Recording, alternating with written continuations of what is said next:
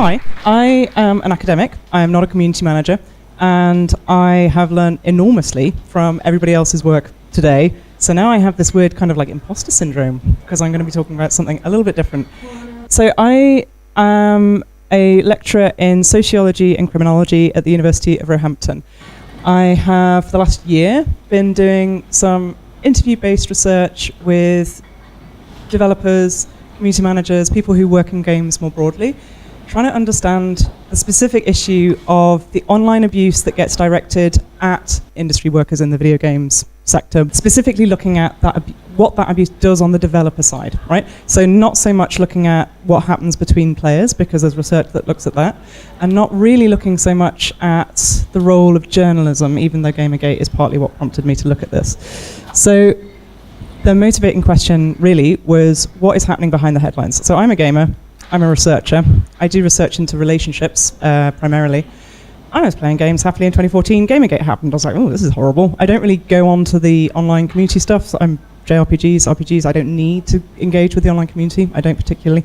Sorry, guys, not saying that your job's not worth anything. It definitely is. But I'm just on a different patch. So I saw that and thought that was unpleasant. And then got my job at Roehampton. I have a lovely colleague called Robert Busfield, who I'm doing this research with. He was an early adopter of literally everything. But he had No Man's Sky, played it when it was released, was really excited about it, thought it was really good, acknowledged that it wasn't what it promised to be, but neither of us really were ready for the amount of, I am going to swear throughout, the amount of shit that Sean Murray got as a result of the launch and the initial game that was released around No Man's Sky. I'm not going to rehash that because you'll know what it is. So I was looking at this and just thinking, that must be awful to be stuck in the middle of that. What support is there for developers in the situation? What happens? How do you know that is, do you know? Is it just random? Are there things that they genuinely did wrong, like the news seems to suggest? And what do you do when it does happen? So as an outsider, but a sort of fellow traveller in the world of games, I was interested, but as a researcher, there's lots of theoretical questions that I was going to ask. So I presented the findings of the research that I'm going to talk about at academic conferences with the theory stuff. And I've stripped the bulk of the theory stuff out for this because it would be a little bit navel-gazing for me, and I'm going to look at what people have said actually about the issues that I've asked them about. So the core of the research is quite small, it's still preliminary. So 5 semi-structured interviews, semi-structured meaning that I've chosen some questions to go into the interview with, and people have filled in the gaps themselves and talked about what they wanted to talk about, with a variety of studios, with a variety of different types of games. So I had a theory that, or a hypothesis, that different types of games would attract different kinds of negativity, which was not actually borne out. But I was really interested in 2 questions fundamentally. So firstly, how do you know who your players are? So your community managers, this is a really not particularly interesting question, I imagine, but this is not about target audience, not who you want to play your game, but who is literally actually playing your game and who is giving you the negative stuff. And then how do you handle whatever negative stuff comes your way? Does negative stuff come your way? And what do you do about it? What do you choose to think about it or act on? Okay, so that's the research.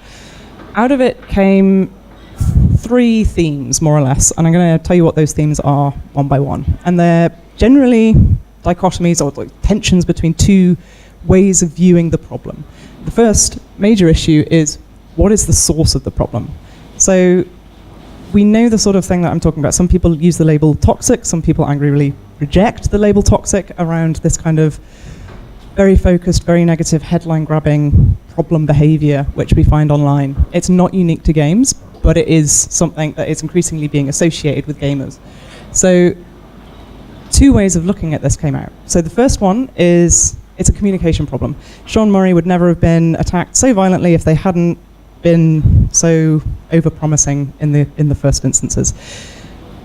Or, you know, if you, so these are quotations from the interviews I did. So somebody said, when you're fair, they're fair. You know, if you are honest, as we heard in the last couple of presentations, if you're honest and genuine and sincere, then your audience is also honest, genuine and sincere. You get what you give.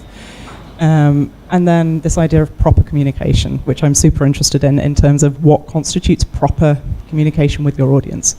But in the same breath that people would say, basically, you can manage out this issue because this issue is about dealing with your audience in a proper fashion, people would also then say, yeah, it would never happen face-to-face. So it's an internet problem, actually.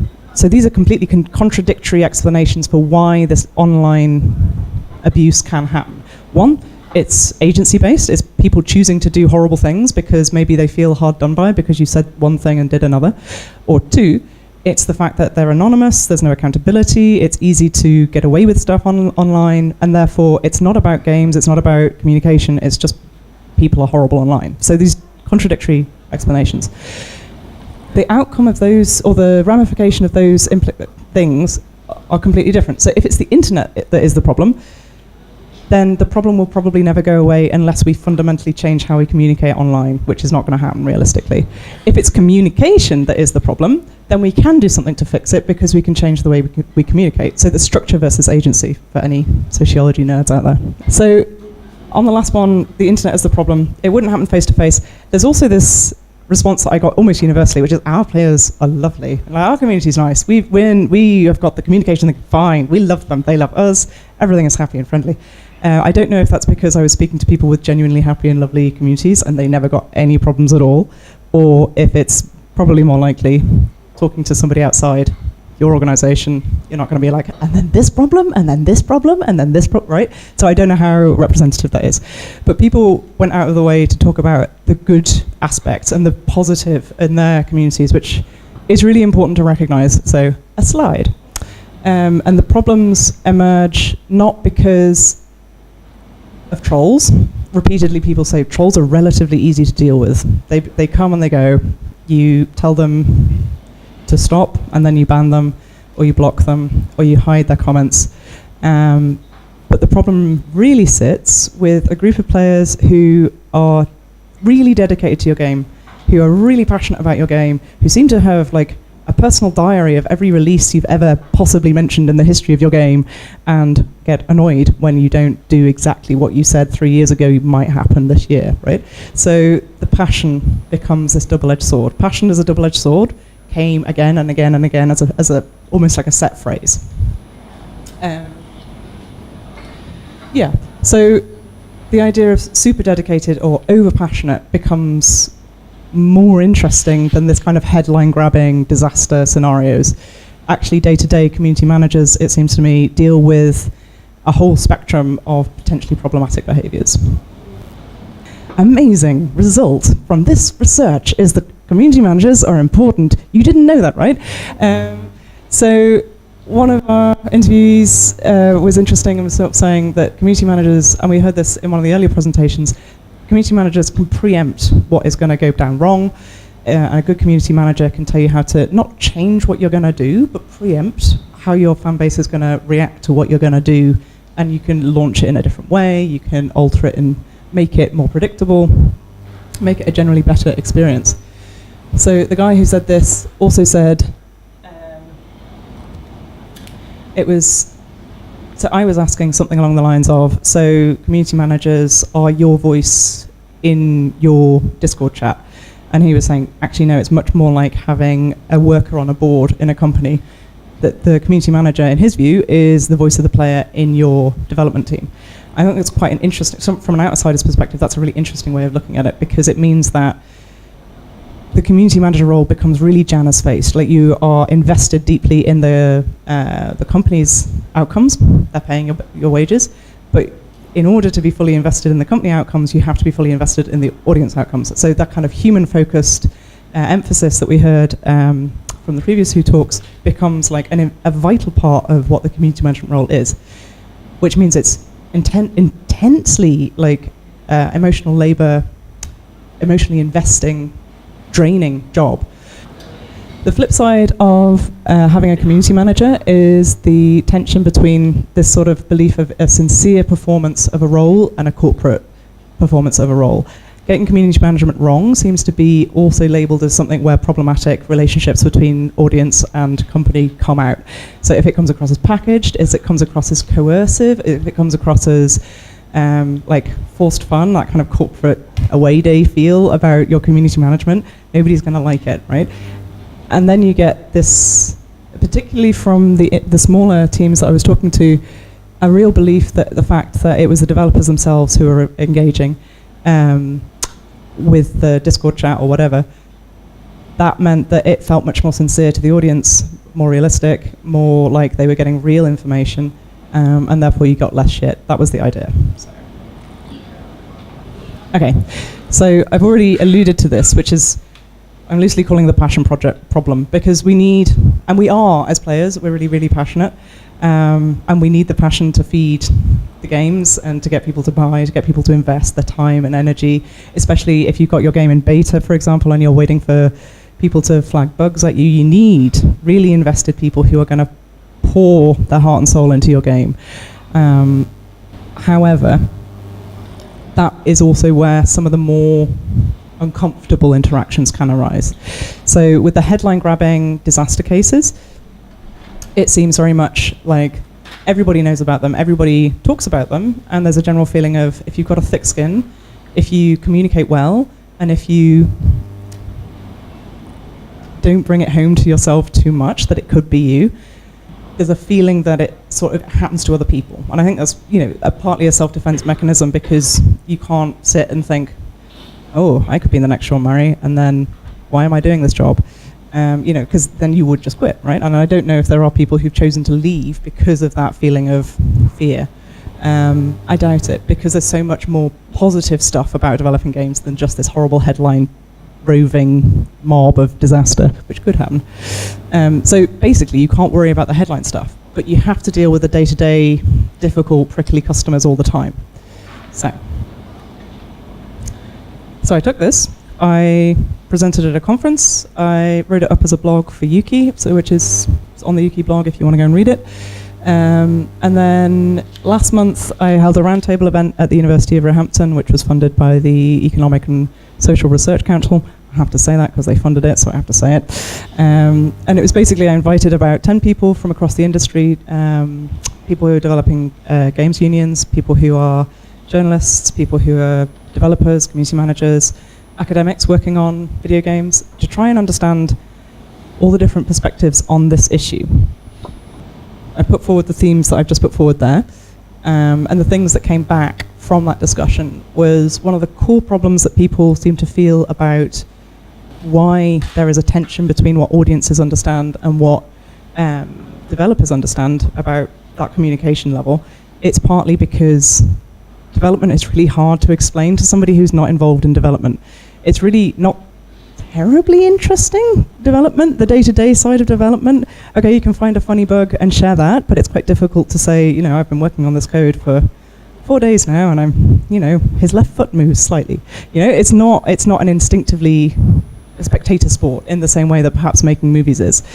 Development takes a lot of time. It's unpredictable. You have a plan, you do it, it doesn't work, you change it because you have to, because the original plan didn't work and sticking to it would be stupid. But communicating the fact that you had to change it because of complicated coding reasons or whatever is really difficult. So there is a difficulty in the very communication itself is difficult. But a second thing is, I think there is a tension between what studios, publishers, journalists, and individuals working in video games are trying to tell their audience, and there is split lines of allegiance. So when something does go wrong, it's not necessarily the case that a studio will support the developer who confronted somebody on Twitter. There's been several big examples of that in the press recently. So if there is that splinter of accountability, not accountability, but owning of the narrative, right? So what should be said about a certain game, what is acceptable behavior towards certain people who've been deemed to do something wrong, whose job it is to punish somebody when something's gone wrong, or not even punish, but like communicate to them that something's gone wrong. There's no clear system-wide hierarchy about how that communication is managed. This is all part of the professionalization of the industry. The fact that we are standing in a building which is, well, office section of a building, which is aimed at the coordination of the games industry, broadly written, is part of the fact that the industry itself over the last 30 years has professionalized remarkably, but it's still growing, it's still young, it doesn't have the experience that other sectors have in dealing with these things, and it's grown incredibly rapidly, and it's absorbing people from different areas. People work predominantly as freelancers, people don't necessarily stay at studios for particularly long times anymore. So there's tensions creeping in from it's very difficult to do institutional learning very quickly, and it's very difficult to do institutional learning when people move around a lot. So those two things would suggest that in the current sort of climate, it will improve, but it's still in process. Those growing pains would be the easy way. The final thing that came out of it, which I didn't expect, this roundtable event, was the existence of what I'm calling the roving mob. So I was talking to somebody who joined a company as a developer, has a Twitter account, and on her Twitter account she had retweeted something by somebody who said they were a feminist, and that was enough for some random person on the internet to get in touch with her company and say, you shouldn't hire this person, she's a feminazi or whatever. It wasn't somebody who'd ever played their games, wasn't invested in their games, wasn't really interested in games as a whole, but there is a sort of 4chan style world out there on the internet who are quite happy just to pile in, cause a lot of hassle for a week, maybe 2 weeks, and then pile out and go and do the same to somebody else. It's like a hobby. It's trolling on steroids, I guess. And if that's the case, that's something that is well beyond the ability of any industry even to control. That is something, a sort of separate phenomenon. But where there is tension caused by people who are invested in the game, passionate about the game, but are communicating in a problematic way, then there is space for change. So the initial theme that I showed on a few slides back, this tension between it's what we do, it's a problem of communication, versus it's the platform on which we communicate, it's the internet. There are two groups, at least two groups of people causing problematic behavior, and they will have to be addressed in different ways. So the only thing I would invite people to take away from this is that if online abuse is something that cannot be designed out of video game interactions, and people have tried with things like honor systems or routinely just banning anybody who does even slightly dodgy sounding text in chats or whatever, it doesn't really work overall. So if it can't be designed out, then it must be factored in. So increasingly I'm of the belief that there needs to be something across all sectors of the games industry which will unite studios from the two-man teams to the big multi-team developments, from publishers to studios to indies to YouTubers to influencers, people across the whole sector. There needs to be some kind of cross-company agreement about how to talk about how to deal, how to support the people who are working at the front line of what can be an extremely emotionally draining job. So that's my takeaway from what I've done so far. I'm hoping that I can develop it further, but I'm going to stop here. Thank you.